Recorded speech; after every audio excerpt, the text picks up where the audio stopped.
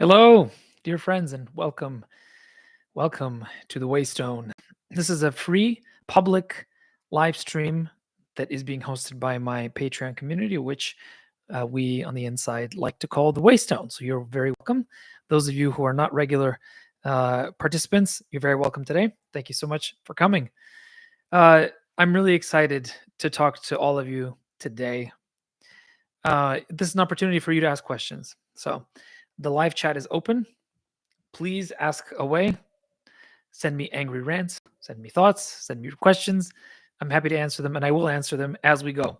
But as oftentimes these kinds of Q&A type situations happen, it's better for me to talk while you guys ask your questions instead of just standing and staring at the camera and waiting for people to put things into the chat. Sometimes it can get a little bit tense. So I thought this might be a really nice opportunity since it's coming to the end of the year. And for myself, I just had my 40th birthday a few days ago, a very eventful birthday, which we spent in the ER, but perhaps that's a story for later. It's a good time for me and an appropriate and kind of natural time for me to look back and think a little bit about what has happened over the past year and what's going to happen over the next calendar year in 2024.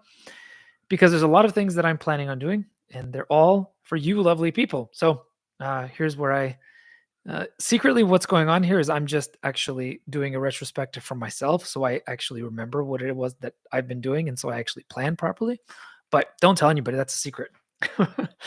This past year was a very interesting year. It was, I'm sure all of you have had your share of ups and downs, but like often with me, there have been some spectacular highs and some really spectacular lows. But in terms of the writing life, I came into 2023 for the first time thinking of myself as, and not just thinking of myself, but really being someone seriously taking the reality of being a creative professional as something that's not merely a side hustle. So at the beginning of the year, I could honestly say that this thing that I do, the writing, the teaching, the Patreon, the fairy tales, the live speaking, was something that was becoming very important to me.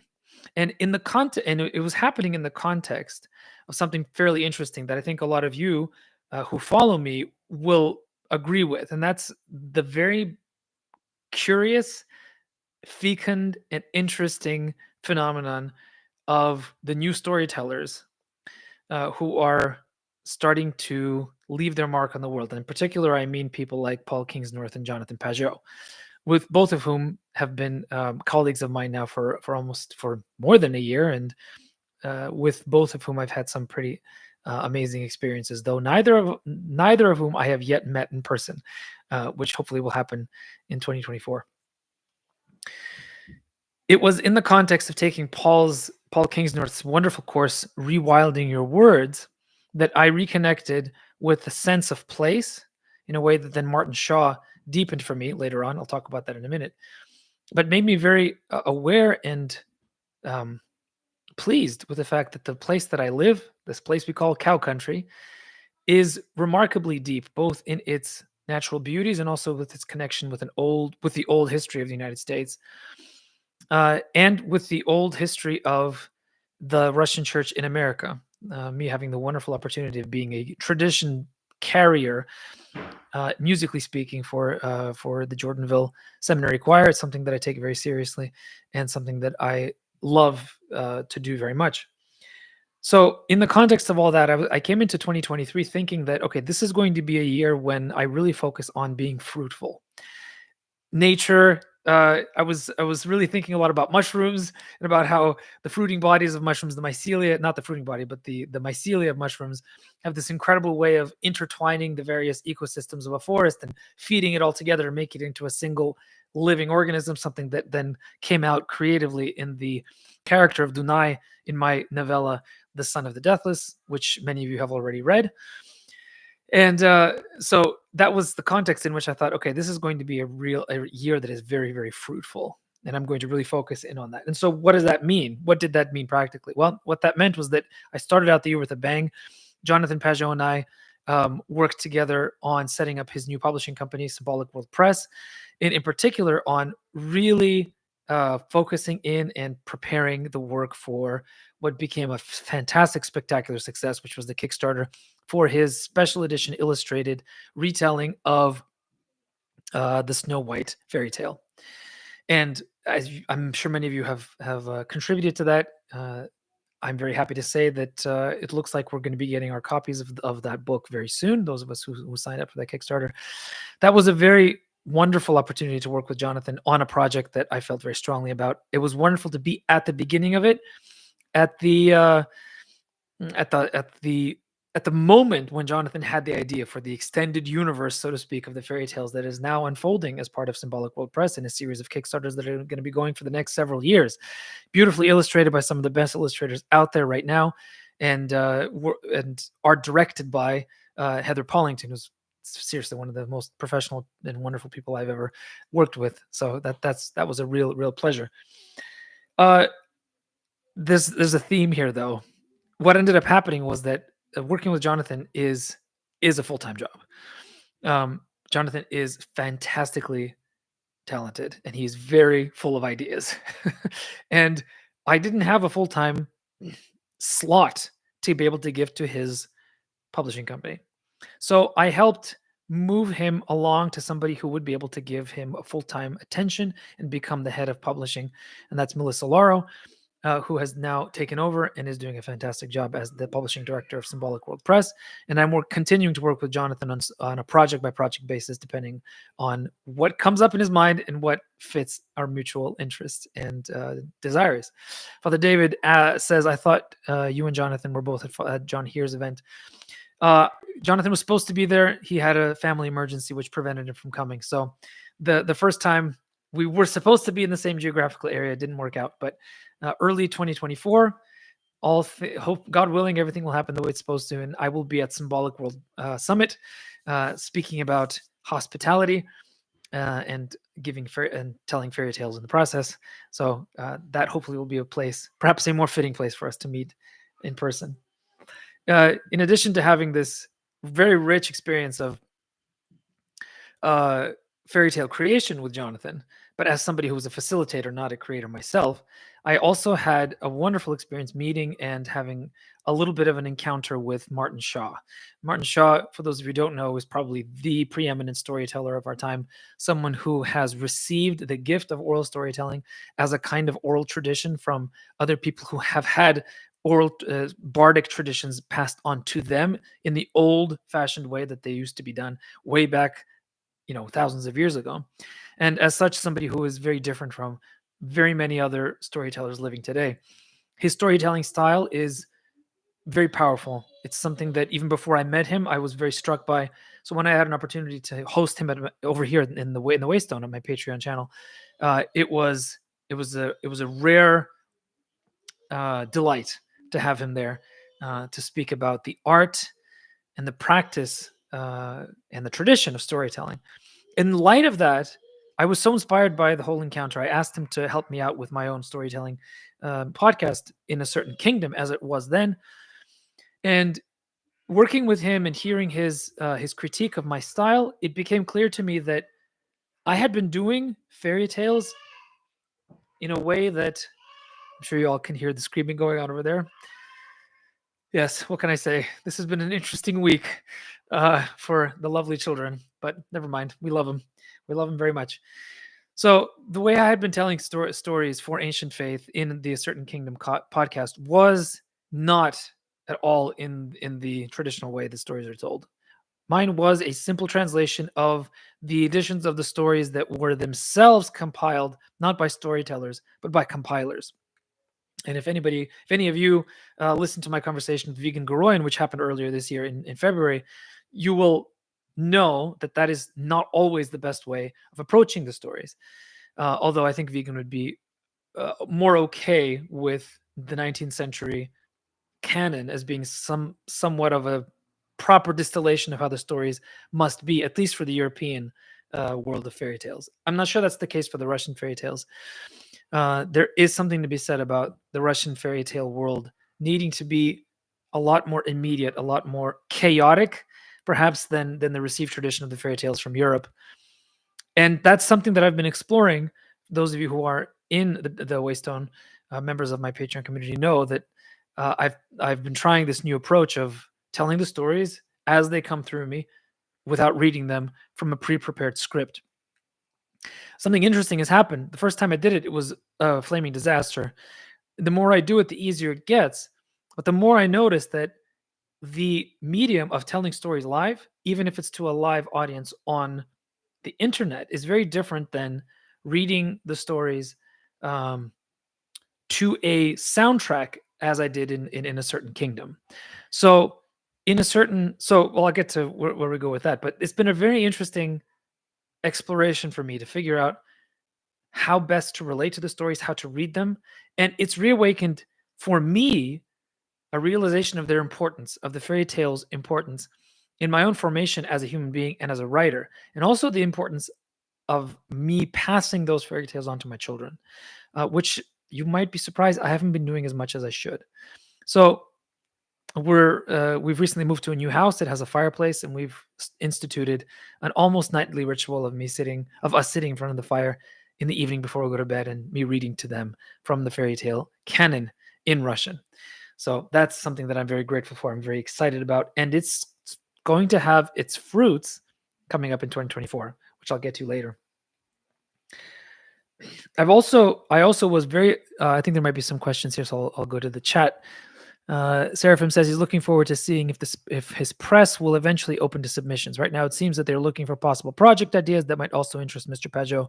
Seraphim, I don't have a direct answer to that, but my instinct, and this is only my thought, I don't have insider knowledge on this, but my sense is that Symbolic World Press, at least in its initial form, and the initial form will be, I think, the first 5 to 10 years. At least 5. I don't think there's going to be an opportunity for submissions to Symbolic World Press, at least in the first few years. The reason is that he has rolling Kickstarters for projects that he is writing himself that take up a lot of time of the publishing team. So the only way that this could happen is if the next few Kickstarters become so successful that Symbolic World Press is then able to get enough extra buffer income from those Kickstarters to be able to then hire a acquisitions editor. They're not at that stage. Again, I'm no longer employed by Jonathan as an employee of Symbolic World Press. I don't have insider knowledge, but that is my instinct. But Seraphim, hold on. I have some news about publishing imprints that you might find interesting in a very short period of time. Nico, good to see you. Hello, Argentina. Ian says, hey, I just want to say thanks for having introduced me to Russian fairy tales through In a Certain Kingdom. I also wanted to ask what you thought of Anna Karenina, especially the character of Levin. I haven't read Anna Karenina in a very long time. But I do remember that my first reading of it got better as I went through it. I don't like Anna Karenina as a character, but you're not supposed to. I think the story of Kitty and Levin is a very beautiful one. I wonder though, if I reread it now, if I might not like it a little bit less, just because the older I get, the more I appreciate Dostoevsky's insights into human nature, the more I think that Tolstoy's insights were too utopian to be realistic. But it's a good question, Ian. I'll have to go back and reread the novel. I think it's one of the best novels ever written. Full stop. I think it's a better novel than War and Peace, just in terms of its value as a work of literature. I enjoyed War and Peace a lot more. I think what he did in War and Peace is remarkable. Don't read the conclusion; just cut it out. The epilogue of War and Peace. It's really dumb. I hate it. I was also in the context of Jonathan and Martin Shaw. I can't fail to talk about Paul Kingsnorth, and many of you have been regular readers of his fantastic Substack, The Abbey of Misrule, which has been going for several years now, and now has changed a bit of its focal point away from talking against the machine and more towards a positive vision of what a rooted traditional life might look like, which is great. Angeline, I'm getting to the imprints. Just give me a second. Seraphim said, I suspect that might be the case. I just want to see an Orthodox ish, publishing venue, short stories, novellas, serial fiction, the lot, one day, God willing. All right, guys, let me get to it. I'll get to it. I have a script I have to follow. All right. So Paul Kingsnorth has been a wonderful inspiration to me. Personally, he's been a wonderful addition to St. Basil's. In fact, he's the cornerstone. Let's be honest. Of St. Basil's St. Basil Writers Workshop, which, by the way, is going to be opening its doors for registration in about a month. So those of you who are writers and are interested, start preparing your submissions.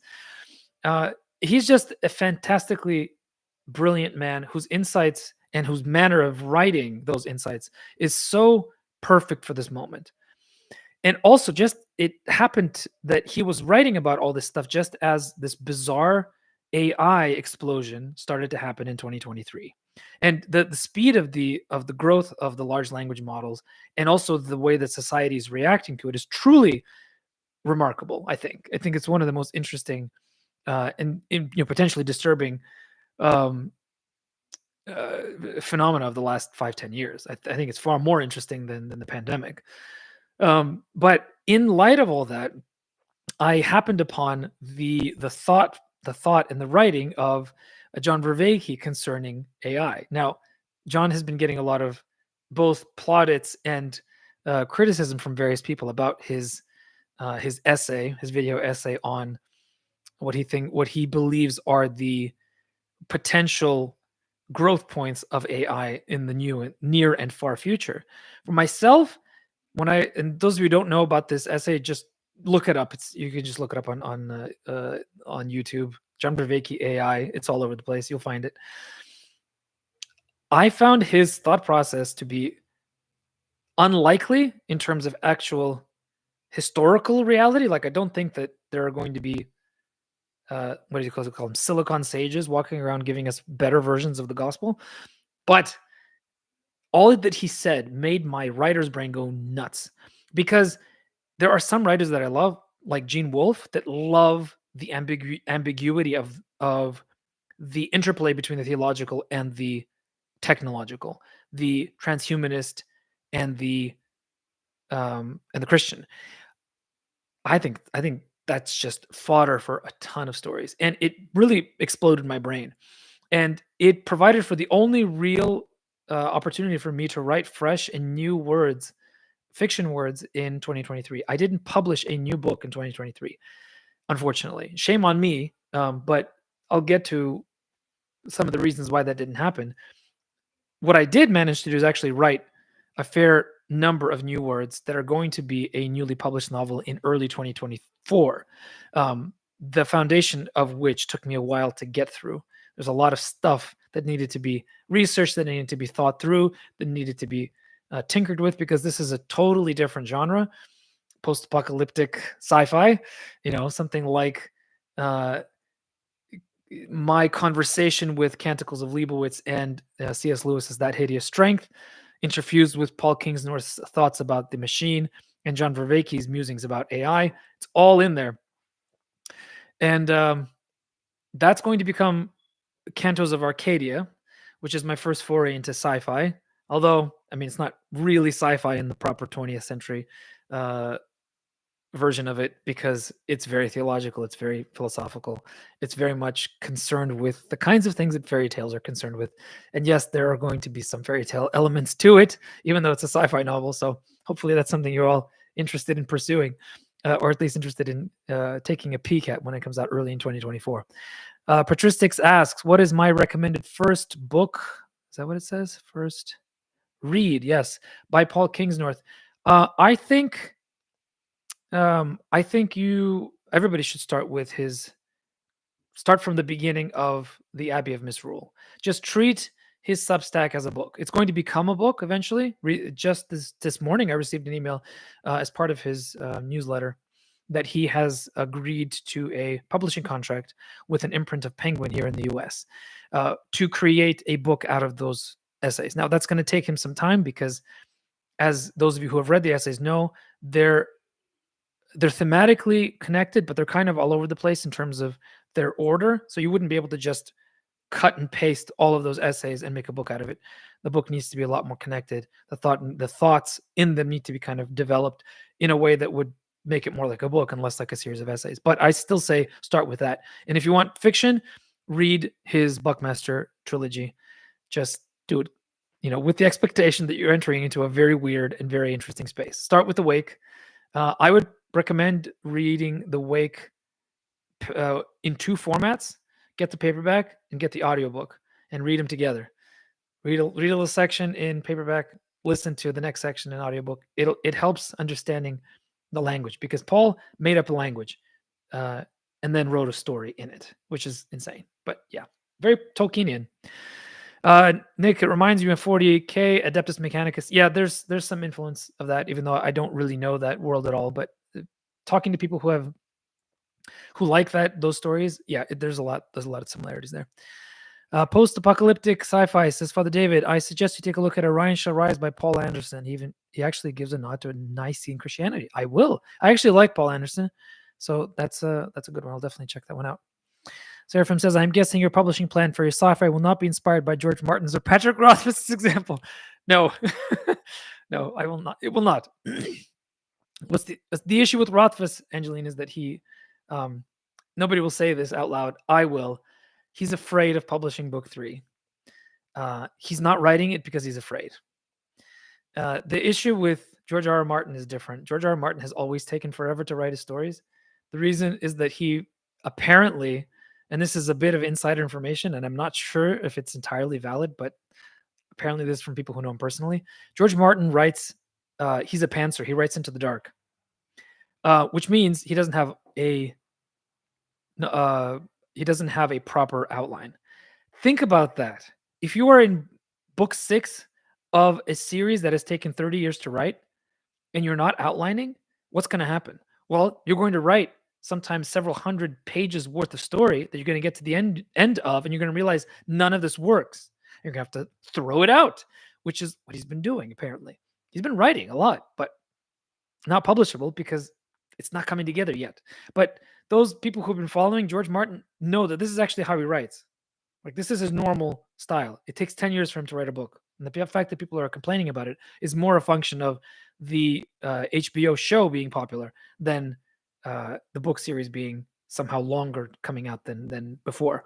The issue with Rothfuss is that I think, and again, no inside information, this is just what I think. I think that he was so successful with his first 2 books that he's afraid of finishing the third, because he doesn't actually have to finish the third. He's so financially set up through all the different things he does, licensing deals, etc. Like, he's doing well for himself. He doesn't need to write book 3. And unless there's a fire under your butt, and sometimes that fire is just the need to get the story out, it's sometimes easier to just sit on it and not do anything. Again, no insider information. That's just what I think. However, with the Cantos of Arcadia being the natural segue, Cantos of Arcadia, my first post-apocalyptic sci-fi novel, is not going to be published by Waystone Press, which is my publishing house that published all the books that I have written up to now. It's going to be published by a new publishing house, which we are calling Wood Between Worlds Press. Now, those of you who have read Chronicles of Narnia will know the reference. The Wood Between the Worlds is the nether place, the transitional area between worlds that Polly and Diggory get stuck in, and that under no circumstances must Jadis have control over. Because if she does, then she has control over the access to all the worlds. And Patristics, thank you. Brilliant name for a publisher. I think you guys are getting it. The publisher is the one who tells you which of the pools go to which place. So if you want to go to a publisher that's going to tell you which portals are going to take you to the world of story that you want, you come to the Wood Between the Worlds. So that's what the publisher name is going to be. This is a new fiction imprint. I'm going to be running it. The first book that's going to be published is my book, but we are also publishing 4 other authors. I can't announce them officially yet. There are no contracts signed, but some of them are quite big names, and I have hopes to attract even more in the future. And Seraphim, to answer your implicit question, submissions will be open from the start. Yes. What I'm interested in seeing is exactly what Seraphim was asking about. A place that is primarily, although not exclusively, for the kinds of writers that are writing the stories that Jonathan and Paul and Martin are talking about. So it will probably be, at least initially, mostly an Orthodox Christian imprint, because most of the people that I know who write books that are publishable and that I want to publish are Orthodox. But it need not. This is not going to be a Christian fiction imprint in the traditional sense of Christian fiction as it has become over the past 100 years or so. This is going to be an imprint that tells stories in the tradition, in the inheritance of the Inklings. So as I and Jonathan and Paul Kingsnorth and Catherine Hyde and Nicole Rokas try to teach the next generation of Inklings in St. Basil Writers Workshop, on the other end of it, we'll catch them and grab them and put their books into a new publishing house that is going to become, we hope, the go-to place for all of you lovely people who want that reading experience of those stories that don't come up very often. The stories that tell you a traditional, old-fashioned type of tale, but written for now. So this is exactly what the fantasy and sci-fi publishers right now are not doing, and they're going the exact opposite direction. As anybody who's looking at the recent releases in the bookstore knows, there is an imprimatur, an absolute imprimatur for well, you know what I'm talking about. I'm not going to belabor the point here. I've talked about it a lot before. Okay. So Sam Gutierrez in the chat says, I am an artist in school right now who's aiming to one day publish my own stories as comics or animation. What would your advice be for young artists to get their career started? My advice to you, young artists, would be, don't think about publishing, just write. But just writing is also not simply sitting and drawing, or sitting and writing, or putting books to paper. It means fill your creative well. Study, read outside of your genre. If you're somebody who writes graphic novels, go and read ancient Greek poetry. Like, read the classics. Read the things that have been passed down to us as the canon, the bearers of tradition, the things that have withstood the test of time and are considered by most people to be true examples of the good, of the true, and the beautiful. That's what I think all artists should do, whether or not they're publishing. And if you haven't published yet, you're getting ready to publish, don't worry about the publishing process until you've taken a lot of time and a lot of work to actually fill yourself with beautiful imagery, beautiful thoughts, and the beautiful work of people who have come before you. And then finish your first project, at which point you can start looking out. But don't even think about submitting until you've finished, because the chances are that you're going to have to go through a lot of revisions. You're going to have to go through a lot of editing. You have to go through a lot of difficult and unpleasant work to teach yourself the fundamentals of how to write stories properly before that story can become publishable. Angeline says, "Can I please submit?" Yes. As soon as all the website and everything is up, I will let you know. Actually, Angeline, I would love to see your story. I remember reading the first few chapters of it. I think it would be really cool. All right. Gosh, you guys are very active in the chat. That's great. Seraphim's asking, will you skeleton the cantos to the structure of an akathist or canon? Good question. You'll have to wait and see. I think it's not going to be as strict as the chiastic structure of an akathist, but there's definitely going to be a super a kind of substructure and a superstructure that's going to kind of make the narrative work on several levels. You'll have to wait and see. Patristic says, a name that instantly defines the kinds of stories that will come, which is what I'm going for. And I'll get to some other cool things that's going to come with the new press. But so, yeah. Novellas, yes. Short stories, novels, everything. I'm looking at all of it. And I'll tell you, Seraphim, how the short stories and novellas might immediately become relevant to this press in a second. All right. You guys are having a conversation, Sam and Nico. That's great. Simeon, hello. Good to see you. There's some, Seraphim says there's some interesting recent Russian animations like Serafino or the more simple Beso Profundo. Yeah, there's some beautiful stuff out there. Oh, Angeline, it's a new one about cats. Of course, it's about cats. Good. Excellent. All right. I'm going to take a quick second to make sure that there are no questions or comments inside the Patreon post, which would be unfortunate if I missed those, but it looks like everybody's using the live chat feature, which is great. Okay, so that's happening. Pending a few technical details, Wood Between Worlds Press is going to go live in February or March of 2024, at which point send them in, submit things. But we have plans to publish uh, up to 6 books in the first year. Yes. So it's going to be fun. I'm really excited. And I hope you guys are as well. I've also had some really wonderful experiences of fruitfulness as a teacher, something I've always felt very strongly called to do. And in a way that has always fallen into my lap. I've never been the kind of person to kind of go out and like start telling people things that they should do. I've always avoided that. But I've always been asked, like pulled by my nose, which is quite large, and like go and tell people, like we need a teacher here, like move, like we need you over there right now, like go do that. That's always been the case ever since I got out of college.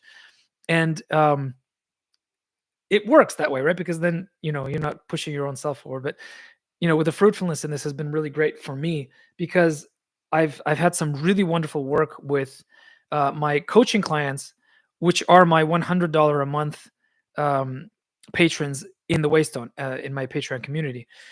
Uh, we have some writers there that as soon as they get their novels finished, you guys are gonna love their stories. There's some incredible stuff out there, and I get to work with these people. I get to like teach them the details of how to create characters. I get to gently nudge them here and there without being too much of a too pushy about it all. And it's just such a joy. I just have to say, it's such a joy. And those of you who are interested, I still have a few open slots at the $100 a month Patreon patronage level, and I am actually going to be in the new year opening it up, and it's already open. You can do it now if you want to. Um, doing coaching for people who don't want craft only but also publishing help. So how do I publish a book? How do I set up an account on Amazon? How do I set up my author brand, my platform, that sort of thing? I'm going to be taking clients, people who have books that they want to publish and who want the specific help in how to set it up, especially for indie publishing. That's available. I have, I think, 4 slots right now. So if you want to get into that, please do. The availability is there, and I love my work with my clients. It's been really wonderful this past year. I've also had several new, finally, online courses that I've been promising people to do for ages. I have my old course, which is called The Art of Storytelling. I also have a new course that's called Motivate Your Lazy Characters, which was fun. I taught that in October, and I just launched a new course called Navigating the Choppy Waters of Publishing, which is a short mini course kind of surveying the current publishing landscape. I did this by researching some of the best voices and most knowledgeable people in publishing today, people like Dean Wesley Smith, Christine Catherine Rush, and Jane Friedman, and distilled their advice and their insight, because they have really profound insight into not where publishing is now, but also where it's going to go, and put it into a 4-lesson short course that also includes a wonderful conversation with Christopher Rocchio, who's a friend of mine and a fantastic writer, where he talks about his publishing journey, how he navigated the difficulties of having a publisher drop him in the middle of a series and finding a new publisher, and also how he's become a successful hybrid publisher using both traditional and indie principles to make himself a very successful and very effective writer of far future sci-fi. Is one of my favorite writers living today. So that course is available right now until December 11th for an early bird price. Um, it's I'm going to put the website into the chat. I'm also I've also been sharing it with my newsletter subscribers. So if you're subscribed to my newsletter, you would have received one today that has a link to that as well. I'm also bundling all of the courses that I have right now for Christmas pricing, for kind of an early bird Christmas sale, which is ending on December 11th. And all of my courses are heavily discounted. This is the last time this is going to happen, because these courses I'm going to be retiring in 2024. So if you want to have access to those courses, you can go to the webpage, which I'm going to share right now. And you can see for yourself if that's something that would be interesting to you. I'm going to put that into the chat right now. And then I'm going to get back into the chat to see if there's some more questions here. Gage Murphy is asking, is there a specific genre the press is looking for? It's going to be primarily speculative fiction, which for me is, fairy tale, fantasy, sci-fi, maybe even some horror, maybe magical realism, the stuff that isn't straight up realistic fiction, right? In other words, at this point, it's early days. I'd be very interested to see what people have available. And really, it's not like I'm more interested in the quality of the thing than how well it fits into a specific genre. But of course, we are writing in the tradition of the Inklings, so it should have some not reference point to the Inklings, but it should be kind of written in that same tradition, if that makes sense. All right. Any more questions here before I move on? Of course, I remember your story, Angeline. Are you kidding? That was great. And Seraphim, oh man, Seraphim, he has the longest short story he likes about a nun homesteading aliens and a scenting scent. That story, I love that story. I've read it. It's fantastic. I want it. Send it to me. It's sentient scent. It's supposed to be sentient scent, but never mind. Yes, Seraphim, I'm getting to the spread too thin bit. So right now I'm all positive, but I'm gonna get to the transition in a second. Right now, there's nothing. So Gage, there's nothing about the press yet. So if you want to be one of the people who gets first access to that, sign up to my newsletter, nicholaskochar.com, front page. Just sign up, and you'll be the first to hear about it. So part of this fruitfulness thing is also that it's fallen into my lap, this opportunity to start a online community for writers. This is a Circle community. Circle, if you guys know, is a software that designs online communities in a way that allows you to go outside of the traditional social network structure. So it's a place that's safe, it's closed off, there's no opportunity for silly trolls to come in and bother you. It's behind a small paywall, and it's a wonderful place for writers to come together, to have accountability for their writing, to get opportunities to learn from each other, to network, and to learn from me. So what I've started to do, and the first one is happening tonight, 8 p.m. I'm starting a series of webinars for writers that are going to be, at this point, mostly geared towards the publishing process. I'm starting with the basics of your author platform tonight at 8 p.m. And these webinars are paid. They're $25 a pop. But if you are a member of the community, it's called the Story Hearth. I'll put the link into the chat as well, which is only $19.99 a month. You get access to the webinar as well as all the other features of the community. So it's actually cheaper to become a member than it is to buy the webinars individually. Eventually, these webinars will be a comprehensive library of the current best practices of how to publish independently. That's what I'm going for. So this is a good opportunity to join right now, because if you want to buy my courses, you get access to the Story Hearth for free for the first 3 months as part of your purchase, even if you're purchasing at the lowest level, at the cheapest level. So another opportunity to hang out with me and some other wonderful writers. We're just starting. It's a pretty new community, and it's an opportunity to really get to know a small group of people well. We have some really decent writers there, and just some lovely and wonderful people. So that's all of that has been the stuff that's been happening. Talk about fruitfulness. There is a lot of stuff going on. Now, the downside of fruitfulness is the following. If you're fruitful without boundaries, you get cancer. Like, that's what it is, right? Too much growth without the proper limits. Too much growth of anything is never healthy. So Seraphim was very correct in noting the fact that he has sensed quite correctly from my presence or lack thereof in the Patreon community, on social, and in my in other places where I show up online, that this fruitfulness thing has taken it out of me big time. I've been doing way too many things. I've been doing way too many things. I've been putting out too many fruits. And what happens? Things become shallow. I become scraped or like butter over too much bread. I am totally Bilbo with the ring on. There it is. Oh dear. You can still see me. Haha. And there are consequences to this. The stuff that I'm putting out is not good. It's not good. There's the quality of my work has suffered. The quality of my ability to interact with people has suffered. So there needs to be a different way of approaching this. Fruitfulness is the word for 2023. Add to that, there have been some very serious personal and professional disasters that have happened outside of my control over the past calendar year, which of course people just have to expect that they're going to happen. You will always have things that go wrong. You cannot anticipate that everything will be perfect. It's one of those inherent problems that we humans have. We plan for the perfect future and it never happens, and we get upset when it doesn't. At least I do.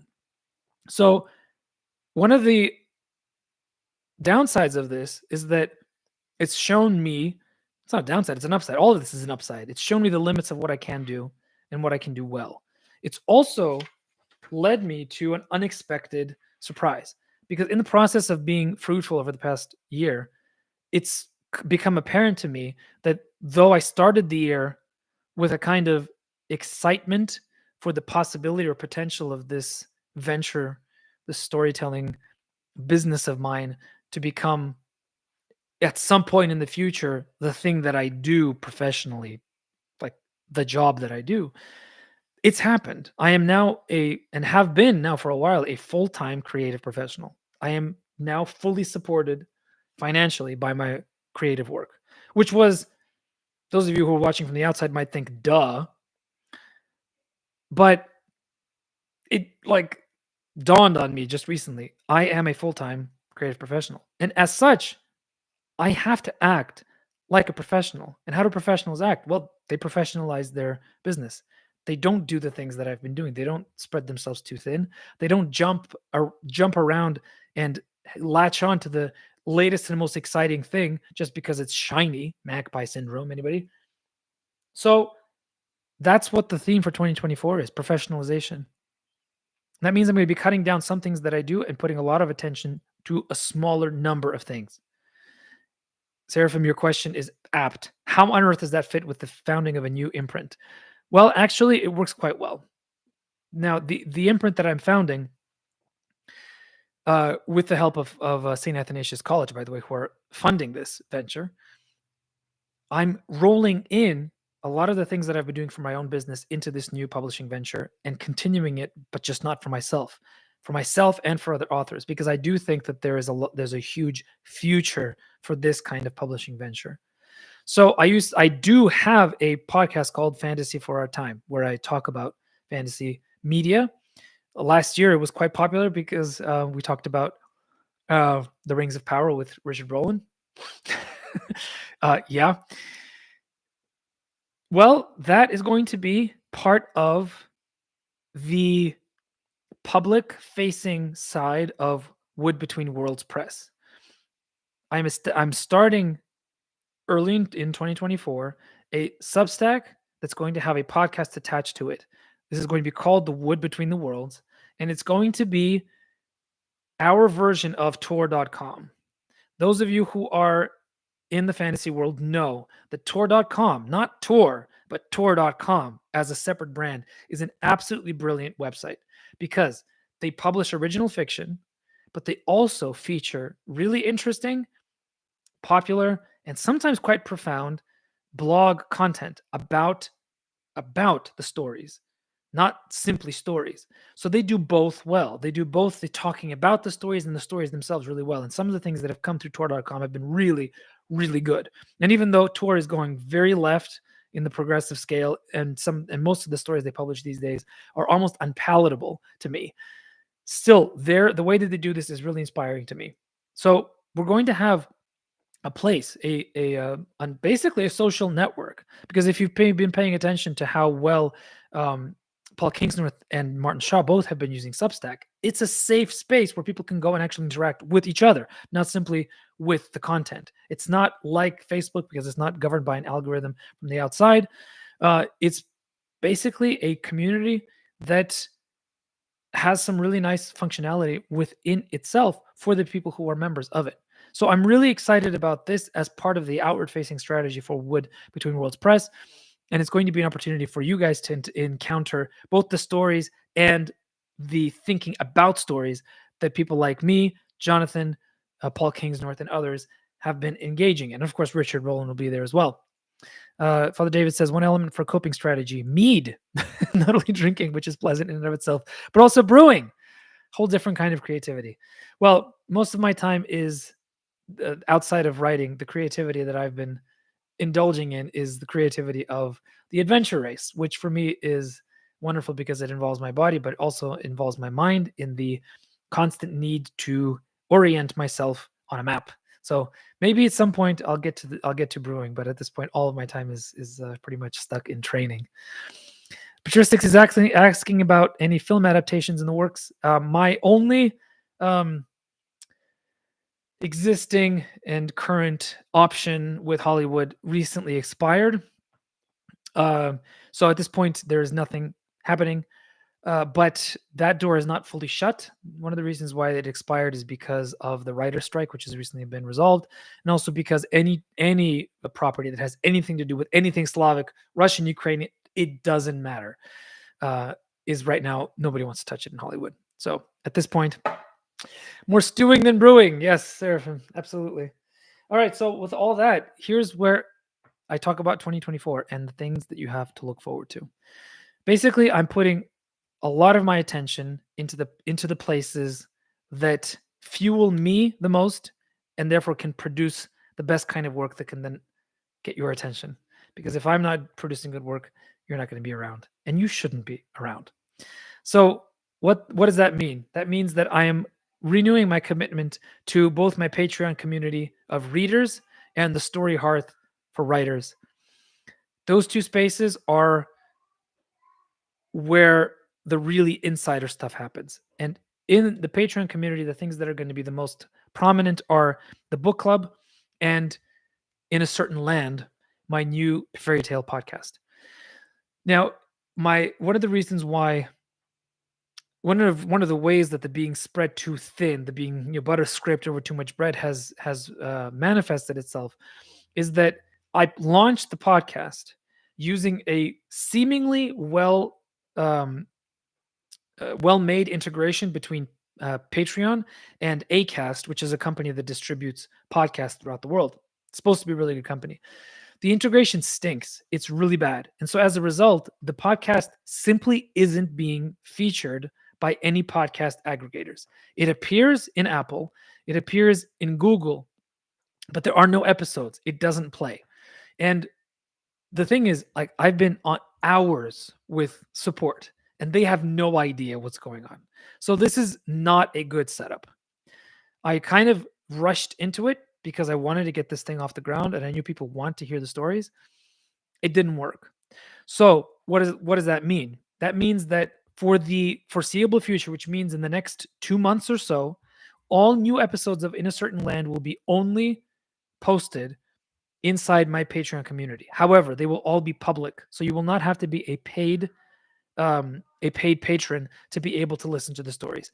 You will have to have the Patreon app, or you need to be able to use private RSS feeds inside your podcast catchers. So if you didn't understand what that meant, you can message me individually and I can explain. It's a little bit complicated, but it's very easy once you figured out how to set it up on your favorite podcast player. All this means, though, is that you will not be able to subscribe to In a Certain Land using Apple or Spotify, and it won't automatically upload new episodes for now.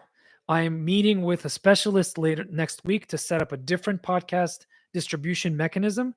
I'm not rushing it. I'm going to make sure everything's in place, and I'm going to do a second public launch early in the new year once I have a series of episodes ready to go, and once I'm confident that the distribution system actually works. So this is one of the side effects of leaving Ancient Faith Media, they had all that stuff set up really well because that's what they do. I don't, but I want to get into it. I think it's an important thing. People love the stories, and I'm really starting to get into them much more deeply than I did before. So that's going to happen. Uh, the public distribution of it's going to happen later early in 2024. For now, new podcasts will be published, at least one, possibly two a month for the next few months, but only on my Patreon community. Again, those are free. Those are all you have to do is join the Patreon community as a free member. Or of course, you can join as a paid member. I wouldn't complain. As I mentioned, Fantasy for Our Time is going to transition into the Wood Between the Worlds podcast. We're going to have the same kind of content, but we're going to have more guests, and we're going to talk about a more wide distribution of fantasy media. I think it's going to be a lot of fun. I'm very excited about it. Patristics is asking about a complete Raven Sun Saga book. That's the next thing I want to talk about. So the book club inside my Patreon community, which we call the Good Books for Great Lives book club, because as a Russian, I like to be subtle. Yeah. We are reading through the entire Raven Sun series. We're currently at book 3. If you'd like to join, by the way, the book club, I'm giving out free audiobook codes for everybody who joins up. So you just let me know, and I'll send that to you. As we go through it, and as I'm rereading the story for the first time in a while, I'm realizing there's a lot of stories that in between the novels that have yet to be told. Little short stories, fairy tales, snippets, scenes, like deleted stuff, right? The kind of stuff you would get in a special edition DVD, right? I want to write those stories. Like they're bubbling up inside me. And as soon as this year is finished, I have a few translation projects that I need to get through before we go on vacation for the winter.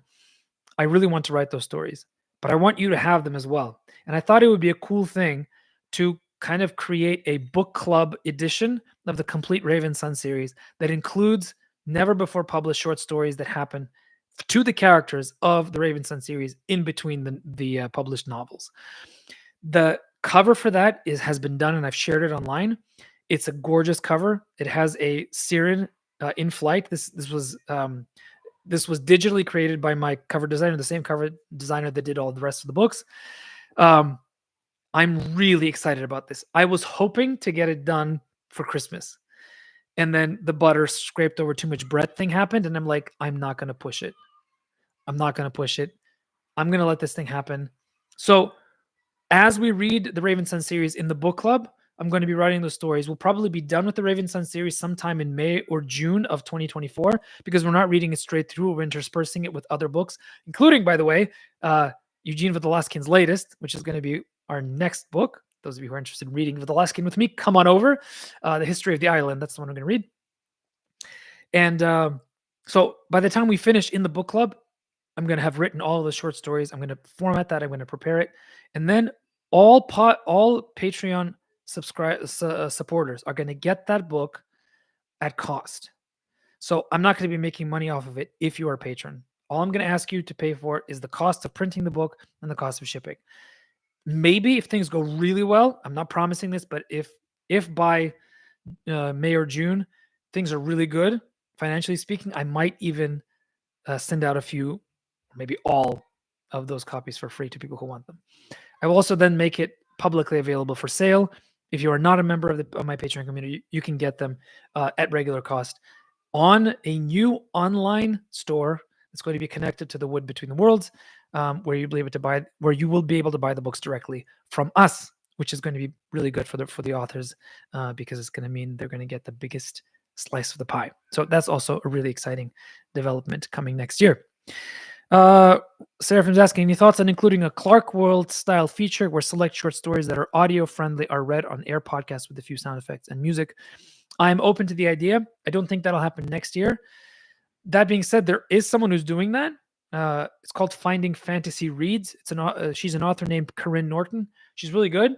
And she recently read one of my short stories set in the Raven Sun universe called The Healer and the Beast. Go check it out. It's really well done. So there are venues that are doing this. I think that's a good idea for the future, Seraphim. Probably not next year, though. Being butter and being scraped over too much bread and all that. In addition, I've got audiobooks ready to go. I haven't set them up yet. I'm going to sell them next year for my entire world building series. This is the series of nonfiction books that explore the history, folklore, and fairy tales behind the Raven Sun series. Those audiobooks will be on sale in 2024.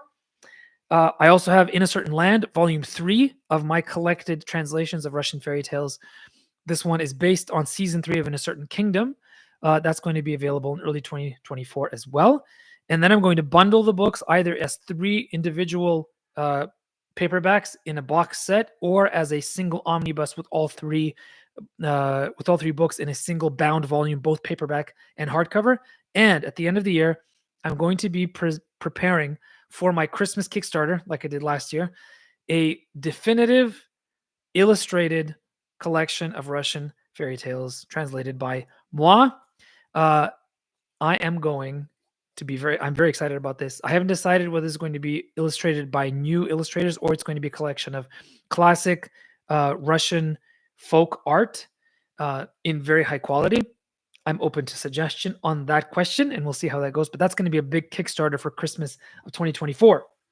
Christmas 2024. Short stories inside Patreon are continuing. They've been on a slight hiatus, but they will be continuing next year. And at some point in 2024, I will also release Volume 2 in Children of Vasilia, the new series set in the world of Raven Sun, of which The Son of the Deathless was book 1, as it turned out. Initially, I thought Son of the Deathless was a standalone in between 2 series. Turns out, no. The characters told me, we are book 1. You have to continue our story, which I'm going to do. And I'm very excited about that one. I'm not going to tell you what it's about, but I will tell you that a binge watch of Clone Wars is going to be a big part of this, which, take that or leave it. I'm really excited about watching all that again. I love the Clone Wars. Well, that's that. What that means, practically speaking, is that for the rest of December and all of January, you're going to be hearing a lot less of me. This is me doing what I told one of you to do, filling the well, reading a lot, finishing some long outstanding projects, taking care of some personal business, and possibly even traveling over Christmas with my family over to Europe on a long delayed family trip to go visit family over in the old country. So a lot of stuff will be happening in 2024. For it to happen properly, you're all going to need to give me a bit of a break in December and January. But if you want to help, tell people who are writers about the Christmas sale for my writers courses and the Story Hearth, because every dollar that I get from the sales of those courses are going to go to helping me fund these next few months and are going to go a long way to helping me put the right foundation for 2024 and make sure that we start the new press on the right foot. I'm really excited. I'm really happy about the things that are happening. Yes, Father David, yes. The old country is, may God protect me. We'll see how it goes, but that's the plan at this point anyway. So if you have any more questions, go drop them in the chat. I'll be here for a few more minutes before I have to go and run. Those of you who came late, don't forget that I have the first of my several paid writers webinars happening tonight at 8 p.m. This one is on everything you need to know about author platform for absolute beginners. It's going to be a fun one. And there'll be, again, like I mentioned, this is going to be a series of webinars that will become a webinar library that is going to be a go-to resource for anybody who wants to publish independently. And that webinar library will be exclusively available inside the Story Hearth, which is my writers online community. Go and check it out. I will once again share those links in the chat for those who are interested. And while I do that, ask your questions if you like, and if not, I'm going to go say goodnight and going to go take care of. I'm going to go follow Father David's advice, and I'm going to go mead up as I prepare for tonight's webinar.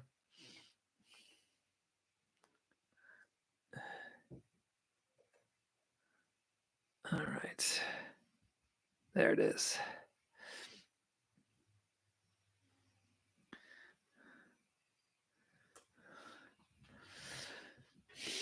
I'm going to go check out Angeline. You're welcome, and thank you Make sure I haven't missed anything within inside Patreon.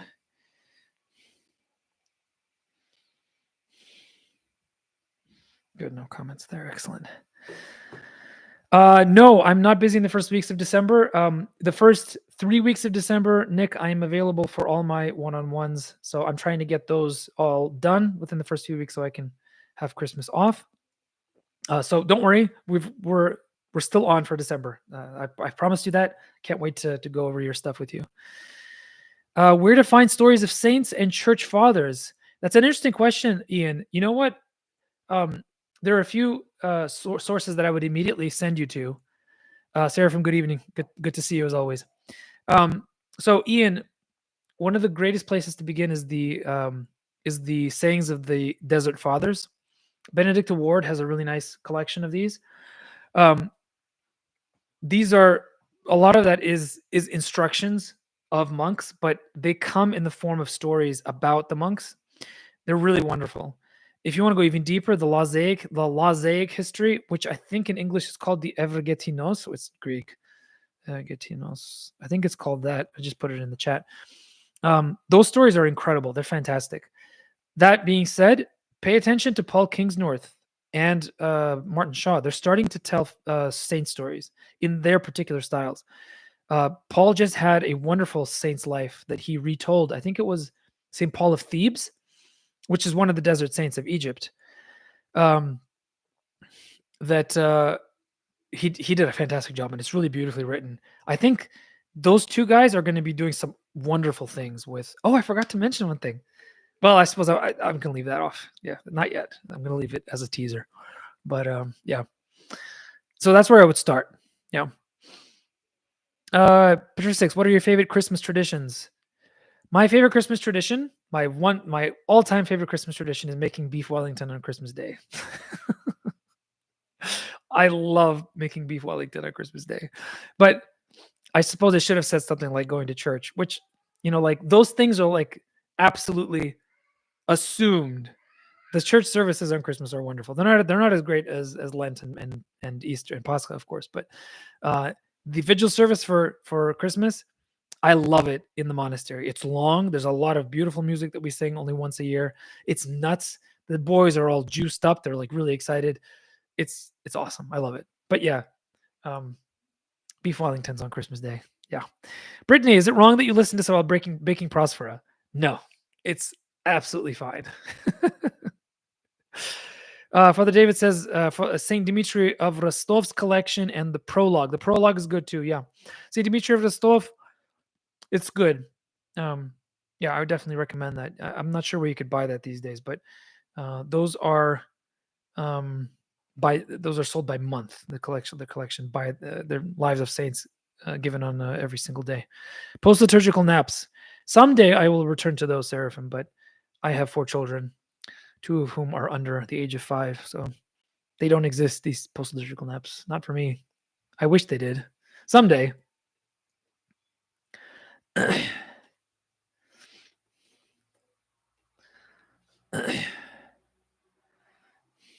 awesome. Okay.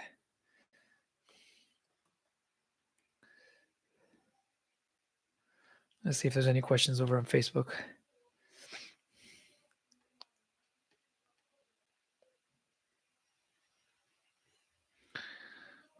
The Great Collection is now published by St. Herman, says Father David. Excellent.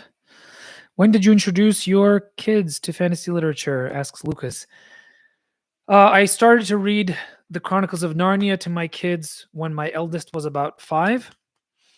And then he took over himself when we got to about The Magician's Nephew. And after that, he devoured the Chronicles of Prydain. And he and I kind of together read The Hobbit. I would read parts of it, then he would read parts of it. He started to read. He's 9 right now. Last year he started to read Lord of the Rings. Didn't get very far. He's into Hardy Boys, which I understand. I was into Hardy Boys too. So I think 4 or 5 is probably good. But reading to them, the good old stories.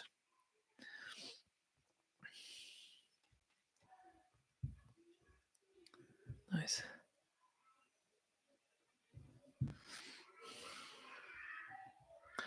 Good audience today. Thank you, everybody, for coming. Your questions are great. Your involvement, as always, is highly appreciated. I like to I like to talk to you people. You guys are good people.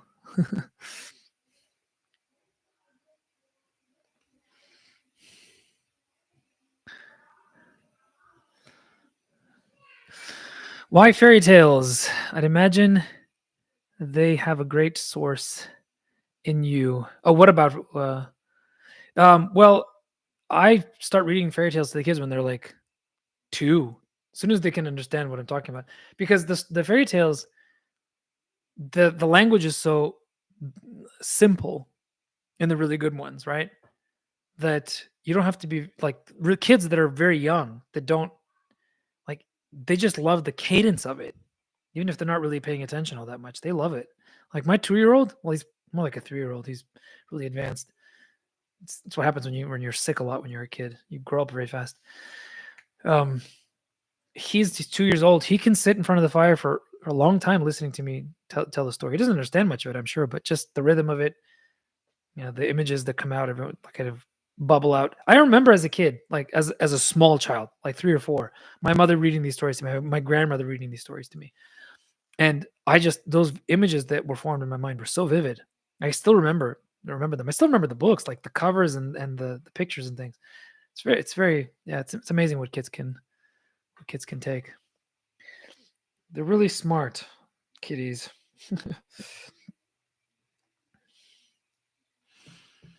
Watership Down, that's a great one. I'm not sure like it's quite traumatic for children to read Watership Down. I'm not sure that I would let my kid read it until he's about 12 or 13. Nick says, I recently found Patrick Curry and he explains enchantment really well. I like Patrick Curry. Yeah. Tolkien says fairy is enchantment, and Patrick says enchantment is something like falling in love. So that means that elves live in the land of falling in love. That's cool. Yeah.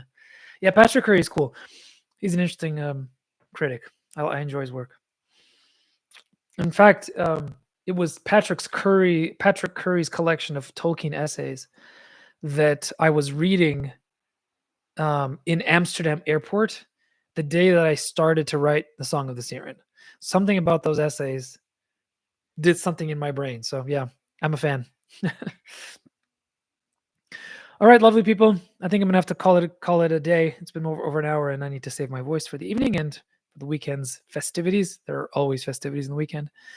And thank you all for coming. It's lovely to see this active group here. And yeah, tell people about all the stuff that's happening. Let them know about the courses, about the online community. Join yourself if you like.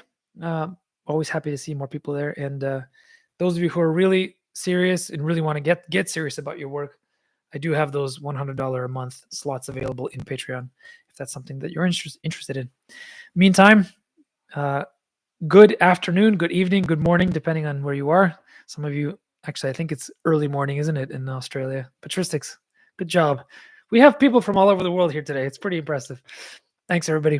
It's been a pleasure, and I look forward to serving you all with story in 2024. Talk to you soon.